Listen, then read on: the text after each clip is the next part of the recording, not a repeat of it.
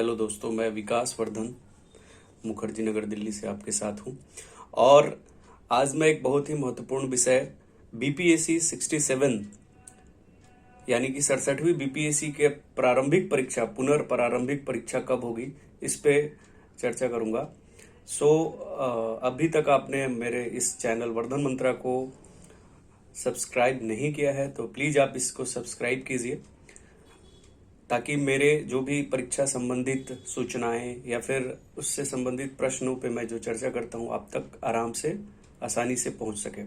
तो चलिए आज मैं चर्चा करता हूं कि बीपीएससी 8 मई को जो परीक्षा रद्द हुई थी 67, इसकी पुनर्परीक्षा कब होने की संभावना है। चूंकि आज 9 अगस्त हो गया है, एक लमसम डेट जो है वो बीपीएससी ने घोषित किया है कि अगस्त के अंतिम सप्ताह में, लेकिन अभी तक अंतिम सप्ताह 28 अगस्त को संडे है, तो अभी तक बीपीएससी ने किसी प्रकार की कोई भी सूचना निर्गत नहीं की है प्रारंभिक परीक्षा को आयोजित करने को लेके। हालांकि 3 तारीख को बीपीएससी के नए अध्यक्ष आए हैं, अतुल प्रसाद जी आर.के. महाजन के जगह पे, और ये एक बहुत बड़ा यक्ष प्रश्न बन के सबके सामने है कि बीपीएससी 67 जिसमें 6 लाख बच्चों ने फॉर्म फिलअप किया है, महिलाएं हैं, बच्चे हैं, जॉब वाले हैं, जॉब छोड़ के अभी वो तैयारी कर रहे हैं, लेकिन सबके अंदर एक चिंता है, डर का भाव है। ये एक बहुत बड़ा यक्ष प्रश्न है। दोस्तों, मैं आपको ये बताना चाहता हूँ, ये मेरा आग्रह है कि आप अभी 28, तो अब मुझे नहीं लगता है कि 28 अगस्त या अंतिम सप्ताह में किसी तरह का परीक्षा का आयोजन हो सके।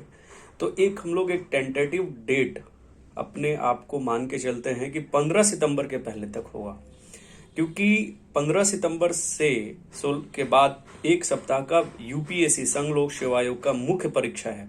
उस दरमियान कोई भी डेट नहीं रखा जाएगा, उसके 3 दिन बाद और उसके 3 दिन पहले तक।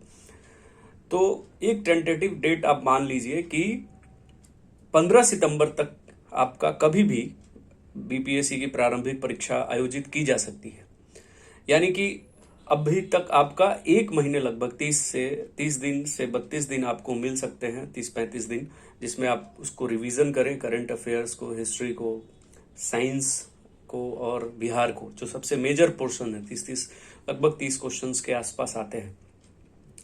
क्योंकि अगर अभी से भी डेट आए तो 15 सितंबर 30 दिन में बहुत बड़ी बात, बहुत कुछ आप नहीं पढ़ लेंगे, बहुत कुछ छूट भी जाएगा आपका। ऑलरेडी इतना कंपटीशन है बीपीएससी में, आपने देखा 66 का जो रिजल्ट आया लगभग 2 साल में 555 दिनों में लगभग फाइनल अंतिम रिजल्ट बीपीएससी ने प्रकाशित कर दिया। आपके पास बहुत अधिक समय नहीं है सोचने के लिए, तैयारी करने के लिए। 6 लाख बच्चे हैं, जिसमें 1 लाख तो एकदम से आईआईटीएन वगैरह देख रहे हैं, इंजीनियरिंग बैकग्राउंड के, इंग्लिश माध्यम के।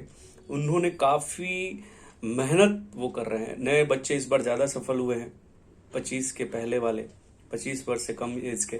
तो आपको लगना होगा, आपको पूरी तैयारी करनी होगी। प्रीलिम्स में तो कम से कम कि आप 115 प्लस करें। 115 प्लस आपका अभी आपके जो टेस्ट आप दे रहे होंगे उसमें आपका आना चाहिए। अगर 115 से कम आ रहा है तो आप उस सेक्शंस पे देखिए, उस विषय पे देखिए, उस चैप्टर पे देखिए कि कहाँ आपके क्वेश्चंस कम आंसर आप सही नहीं कर पा रहे हैं। क्योंकि 115 से कम आ रहा है तो आप समझिए कि आप रेस से बाहर हैं। टेस्ट में आपके 115 अंकों से कम आ रहे हैं तो आप रेस से बाहर हैं। तो मेरा निवेदन है कि आप प्लीज पढ़ाई को 8 घंटे 10 घंटे जो भी पढ़ते हैं आप पढ़िए, उसकी तैयारी कीजिए।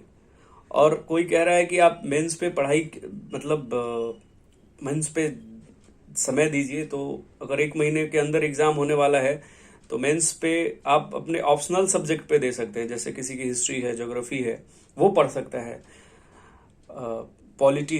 पॉलिटी आईआर है, वो पढ़ सकता है।